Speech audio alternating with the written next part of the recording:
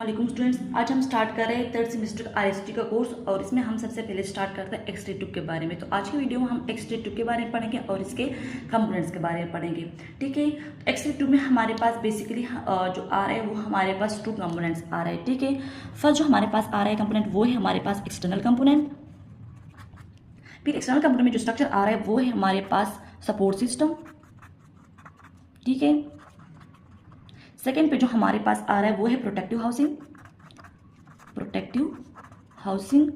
जबकि जो थर्ड पे आ रहा है वो है ग्लास और मेटल इनक्लोजर। ठीक है, अच्छा, जो हमारे पास एक्सटर्नल कंपोनेंट में इसमें ये स्ट्रक्चर आ रहा है, जबकि हमारे पास जो इंटरनल कंपोनेंट है एक्सरे ट्यूब में, जो इंटरनल कंपोनेंट है उसमें सबसे पहले आ रहा है कैथोड और फिर सेकेंड पे जो है वो है एनोड। ठीक है, तो हाँ जो है एक एक को हम डिटेल से पढ़ेंगे, लेकिन आज की वीडियो में हम बात करते हैं एक्सटर्नल कंपोनेंट के बारे में। ठीक है, तो एक्सटर्नल कंपोनेंट में जो सबसे पहले आ रहा है वो है हमारे पास सीलिंग सपोर्ट सिस्टम। फर्स्ट पे जो आ रहा है वो है सीलिंग सपोर्ट सिस्टम। ठीक है, सीलिंग सपोर्ट सिस्टम, तो सीलिंग सपोर्ट सिस्टम जो है वो मोस्टली यूज होता है और जो है ये मोस्टली कॉमन है रेडियोलॉजी डिपार्टमेंट में। ठीक है, ये क्या है, मोस्टली यूज होता है और क्या है, मोस्ट कॉमन है। अब अगर हम इसके स्ट्रक्चर के बारे में बात कर ले कि इसमें ऐसे के कौन कौन से स्ट्रक्चर है जिसकी वजह से ये क्या करता है, ये सपोर्ट सिस्टम है एक्सरे ट्यूब का। ठीक है, तो अगर हम इसके स्ट्रक्चर के बारे में बात कर लें तो स्ट्रक्चर को समझने से पहले हम इसके डायग्राम से इसको समझ सकते हैं सही से। ठीक है, तो अगर हम इसकी डायग्राम बनाए सीलिंग सपोर्ट सिस्टम का, कि हमारे पास जो है हमारे पास क्या है, ये एक हमारे पास एक्सरे ट्यूब है ये हमारे पास एक एक्सरे ट्यूब है। एक्सरे ट्यूब के साथ हमारे पास एक टेलीस्कोपिक ट्यूब कॉलम होता है। ये क्या है, हमारे पास एक्सरे ट्यूब है। ठीक है, एक्सरे ट्यूब है। इस एक्सरे ट्यूब के पास हमारे पास टेलीस्कोपिक ट्यूब होता है। अच्छा, फिर एक्सरे ट्यूब और टेलीस्कोपिक ट्यूब के बाद हमारे पास जो होते हैं वो है हमारे पास सबसे मोस्ट इम्पॉर्टेंट जो सीलिंग सपोर्ट सिस्टम में होते हैं, जिसके बिना पर हम सीलिंग सपोर्ट सिस्टम का नाम देते हैं, जिसके बिना पर जो एक्सरे ट्यूब है उसको मूवमेंट मिलती है, वो है हमारे पास टू रेल्स। ठीक है, ये हमारे पास जो है एक रेल्स है और ये हमारे पास जो है सेकंड रेल्स है। ठीक है, ये हमारे पास ट्रांसवर्स रेल्स है, ट्रांसवर्स, जबकि ये हमारे पास जो है लंगिट्यूडल है, लंगिट्यूडल।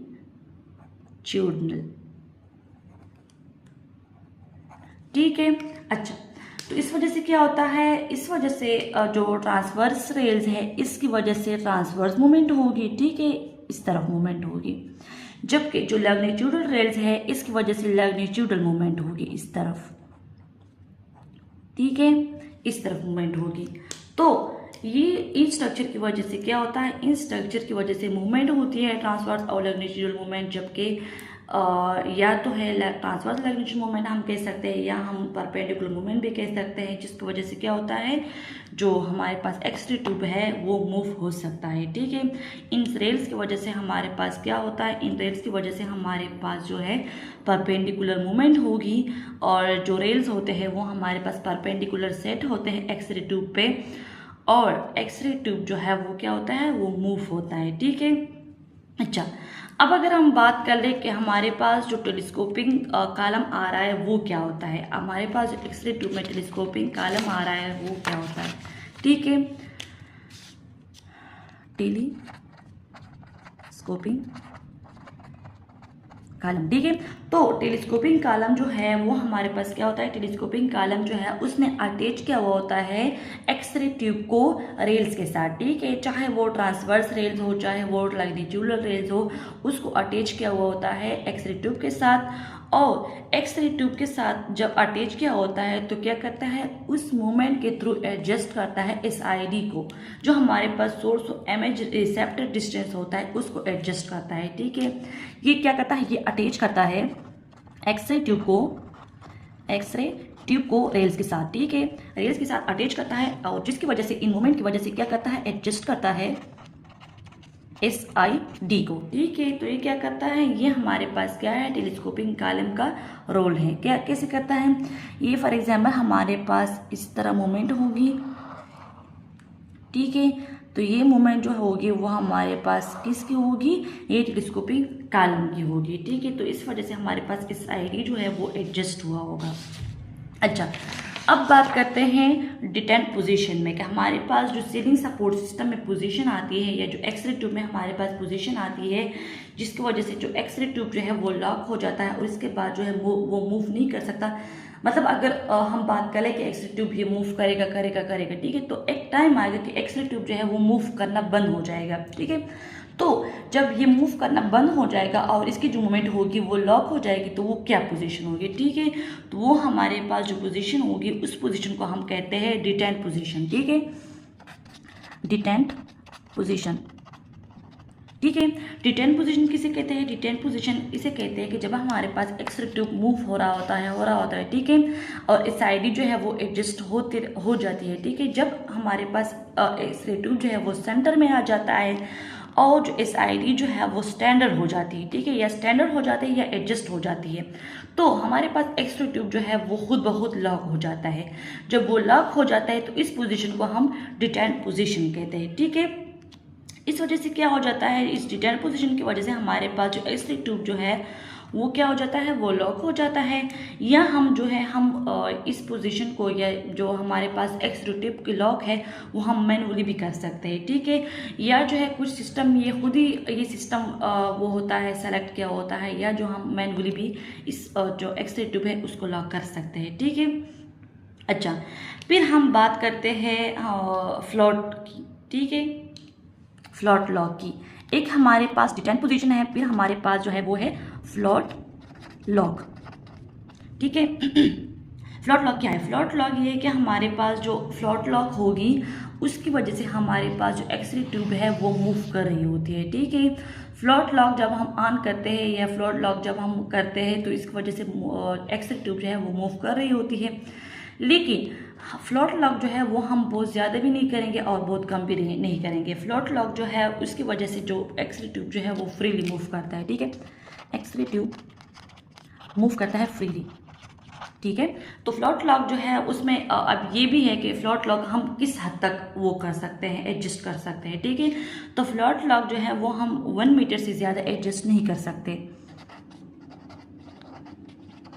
1 मीटर से ज़्यादा हम इसको एडजस्ट नहीं कर सकते, हम 1 मीटर तक इसको करते हैं एडजस्ट, ठीक है। फ्लोट लॉक को जो है हम खुद एडजस्ट करते हैं। अच्छा, ये क्या था, ये हमारे पास जो था ये सीलिंग सपोर्ट सिस्टम में था। अब बात करते हैं floor to ceiling support system की।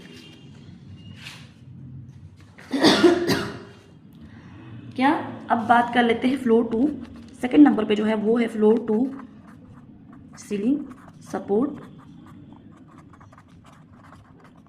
सिस्टम, ठीक है। तो नाम से ज़ाहिर है कि हमारे पास एक जो है स्ट्रक्चर फ्लोर के साथ कनेक्ट हुआ होगा और एक स्ट्रक्चर जो है वो हमारे पास सीलिंग के साथ कनेक्ट हुआ होगा, लेकिन इसमें भी ऐसे कौन से स्ट्रक्चर है जो एक फ्लोर के साथ कनेक्ट हुआ होता है और एक सीलिंग के साथ कनेक्ट हुआ होता है, ठीक है। तो इसमें भी हमारे पास 2 रेल्स होते हैं, ठीक है, 2 रेल्स होते हैं और वो रेल्स हमारे पास क्या होते हैं, एक जो है फ्लोर के साथ कनेक्ट हुआ होता है और एक जो है हमारे पास सीलिंग के साथ कनेक्ट हुआ होता है, ठीक है। लेकिन हमारे पास जो floor to ceiling support system में एक ऐसे किस्म भी है, एक ऐसे टाइल्स भी है जिसकी वजह से हमारे पास सीलिंग ज़रूरी नहीं होती, ठीक है। उसमें 2 रेल्स तो होते हैं, लेकिन हमारे पास जो रेल्स अटैच होते हैं वो दोनों हमारे पास फ्लोर के साथ अटैच होते हैं, ठीक है। अच्छा, फिर जो है हम बात करते हैं सी आर्म सपोर्ट सिस्टम की। 3rd नंबर पे जो है वो है सी आर्म सपोर्ट सिस्टम। इसके नाम से जाहिर है कि हमारे पास जो स्ट्रक्चर इसका बना हुआ होगा वो क्या होगा, वो सी शेप का होगा, ठीक है। जो हमारे पास जो इसका स्ट्रक्चर होगा या जो शेप या जो अपीयरेंस इसकी होगी वो क्या होगी, वो सी टाइप होगी, ठीक है। ये सी आर्म सपोर्ट सिस्टम जो है ये हम किस में इस्तेमाल कर सकते हैं, ये हम इंटरवेंशनल रेडियोलॉजी में यूज़ कर सकते हैं, या जो जहाँ पे सर्जिकल प्रोसीजर होती है हम OT में इस्तेमाल कर सकते हैं, ठीक है। इसकी जो शेप होगी वो हमारे पास सी टाइप होगी। इसमें क्या होता है, इस सी आर्म में हमारे पास एक एक्सरे ट्यूब होता है, वन एंड के साथ एक्सेप्टिव कनेक्ट होगा, जबकि दूसरे एंड के साथ हमारे पास क्या होगा, इमेज रिसेप्टर कनेक्ट होगा। ठीक है, इसमें क्या होता है, सी आर्म में हमारे पास हम इसमें क्या कर सकते हैं, इसमें हाई फ्लेक्सिबिलिटी होती है सी आर्म में, और इसको हम मल्टी एंगल पोजीशन दे सकते हैं। ठीक है, पेशेंट को मूव करने के बगैर हम क्या कर सकते हैं, हम इसको मल्टी एंगल पोजीशन दे सकते हैं। इसमें भी वेरिएशन आ सकती है, जिस तरह फॉर एग्जांपल हम बात कर रहे थे कि फ्लोर टू सीलिंग सिस्टम में हमारे पास सिर्फ फ्लोर सिस्टम भी आ सकता है। इस तरह हमारे पास सी आर्म सपोर्ट सिस्टम में हमारे पास एल आर्म भी आ सकता है और यू आर्म सपोर्ट सिस्टम भी आ सकता है। ठीक है।